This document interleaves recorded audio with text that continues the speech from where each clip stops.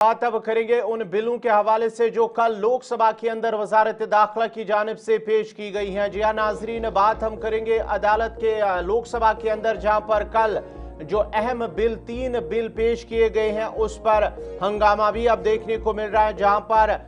जो 2014 के बाद 12 गुजरा जेल के अंदर है और गिरफ्तारियों में जो जेल के अंदर गए हैं उनमें आमतौर पर आम आदमी पार्टी के वुज़रा और साथ ही साथ टीएमसी के कुछ वुज़रा भी शामिल हैं। बड़ी और अहम खबर आपको बताते चले कि उन बिल्स के हवाले से जो कल लोकसभा के अंदर वज़ीर दाखिला की जानिब से पेश किए गए थे,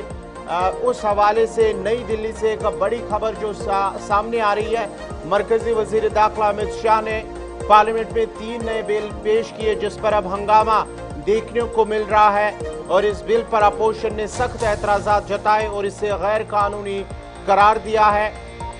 अपोजिशन का कहना है कि यह कानून कसूरवार साबित होने से पहले बेगुनाह के उसूल के खिलाफ है और वफाकी ढांचे को भी कमजोर करता है। 2014 में बीजेपी के इक्तिदार आने के बाद ही अब तक अपोजिशन से ताल्लुक रखने वाले कम से कम 12 वुज़रा गिरफ्तार किए जा चुके हैं। सबसे ज्यादा गिरफ्तारियां दिल्ली में आम आदमी पार्टी और मगरबी बंगाल में तृणमूल कांग्रेस के वुज़रा की हुई है, जबकि बीजेपी का कोई वजीर इस फहरिस्त में शामिल नहीं है। दिल्ली के साबिक वजीर आला अरविंद केजरीवाल इसमें शामिल हैं, जिन्हें 2024 में शराब पॉलिसी केस में 5 माह जेल में रहना पड़ा। मनीष सिसोदिया, सतिंदर जैन भी मनी लॉन्ड्रिंग एक्ट के तहत गिरफ्तार हुए, जिन्हें 17 और 18 माह जेल में रहना पड़ा। और बंगाल में प्रथा चटर्जी 2022 से जेल में है, जबकि दीगर वुज़रा जिनमें फरहाद हकीम,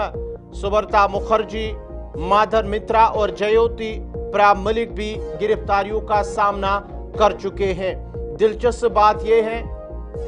कि बीजेपी से ताल्लुक रखने वाले सिर्फ एक वजीर उत्तर प्रदेश के राकेश सचन को 2022 में असला एक्ट के तहत कसूरवार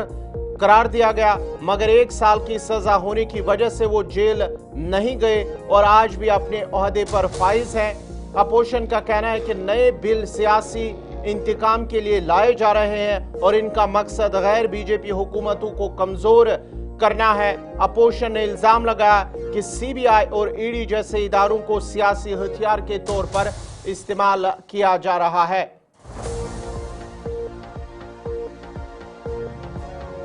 हुकूमत का मौक़िफ़ है कि इक़दाम सियासत को साफ और शफाफ बनाने के लिए जरूरी है। माहिरीन के मुताबिक आने वाले दिनों में इन बिल्स को लेकर पार्लियामेंट में गर्मा गर्म बहस, सड़कों पर एहतजाज और अदालतों में कानूनी जंग